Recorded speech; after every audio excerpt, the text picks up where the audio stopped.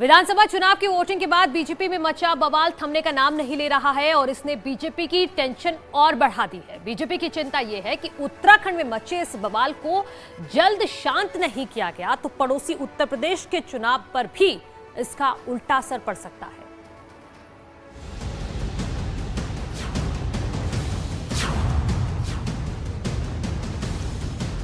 उत्तराखंड में विधानसभा चुनाव की वोटिंग 14 फरवरी को हो चुकी है, लेकिन पड़ोसी राज्य यूपी में अभी भी 5 चरण का चुनाव बाकी है और यही उत्तराखंड बीजेपी के लिए सबसे बड़ी टेंशन बन गया है। हरिद्वार जिले की लक्सर सीट से सिटिंग विधायक और प्रत्याशी संजय गुप्ता ने पार्टी के प्रदेश अध्यक्ष पर भीतरघात के जो गंभीर आरोप लगाए, उसकी आग ऊधम सिंह नगर से होते हुए चंपावत जिले तक पहुँच गयी।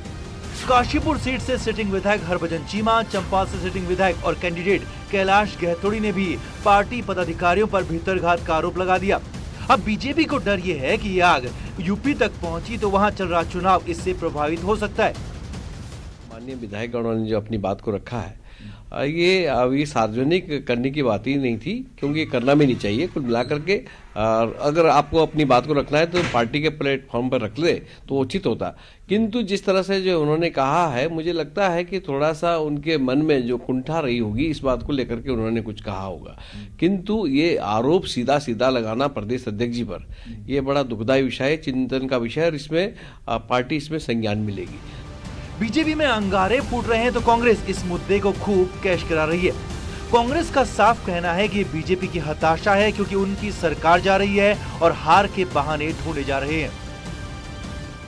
देखिए, जिस तरीके से जो भारतीय जनता पार्टी के प्रत्याशी हैं उनके बयान आ रहे हैं, उससे स्पष्ट परिलक्षित हो रहा है कि विदाई तय है। अब ये वैसे भारतीय जनता पार्टी का अंदरूनी मामला है और इस अंदरूनी मामला जो है इससे भाजपा को निपटना है, लेकिन ये संकेत जो है दे दिए हैं कि भाजपा जा रही है। अब मामले की गंभीरता को देखते हुए बीजेपी प्रदेश नेतृत्व से लेकर सेंट्रल लीडरशिप भी डैमेज कंट्रोल में जुट गई है।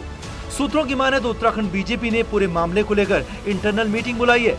मीटिंग के बाद बीजेपी ऑफिशियल स्टेटमेंट भी जारी कर सकती है, लेकिन वोटिंग के बाद सिर्फ फुटअव्वल ने बीजेपी की मुश्किलें जरूर कई गुना बढ़ा दी हैं।